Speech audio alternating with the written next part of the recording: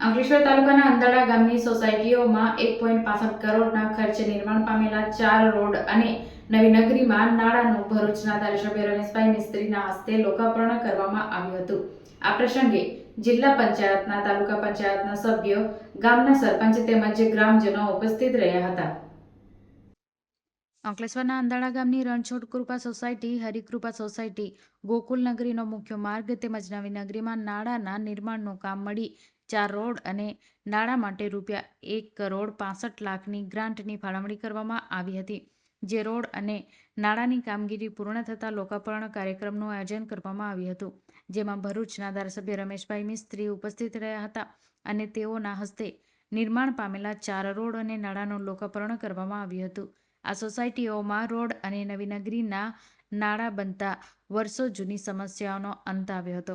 આ લોકાર્પણ પ્રસંગે જિલ્લા પંચાયતના સિંચાઈ ચેરમેન કિરીટ માસ્ટર, તાલુકા પંચાયતના પ્રમુખ પુષ્પાબેન પટેલ, તાલુકા પંચાયતના સભ્ય તૃપ્તિબેન જાની, ગામના સરપંચ નીરુબેન પટેલ, ડેપ્યુટી સરપંચ કુણાલ પરમાર, વિશાલ પટેલ સહિત ગામના આગેવાનો અને સોસાયટીના રહીશો ઉપસ્થિત રહ્યા હતા।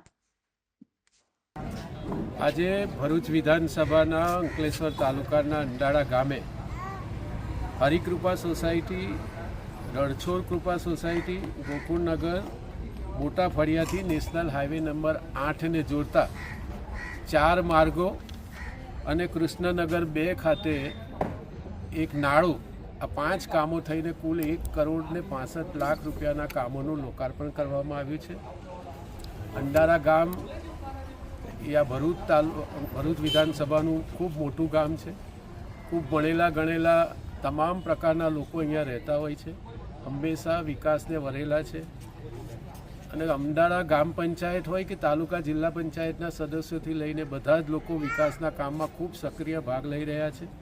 ઘણા લાંબા સમયથી આ જુદી જુદી સોસાયટીઓના આગેવાનોની, સામાજિક આગેવાનોની રજૂઆતો હતી અને એ રજૂઆતને ધ્યાનમાં લઈને રાજ્યના મુખ્યમંત્રી શ્રીમાન ભૂપેન્દ્રભાઈ પટેલે આ બધા જ કામોને મંજૂર કરીને આજે ₹1,65,00,000ના કામો પૂરા થઈને લોકાર્પણ કરવામાં આવ્યું છે, જેના કારણે આ ગામના લોકોની, સોસાયટીના લોકોની સુવિધામાં વધારો થશે અને આગામી દિવસોમાં પણ હજી અંદાડા ગામમાં અનેક વિકાસના કામો અમે હાથ પર લીધા છે, જે આ વર્ષે પૂરા કરવામાં આવશે, જેના કારણે ગામના લોકોની સુવિધામાં ઉત્તરોત્તર વધારો થશે।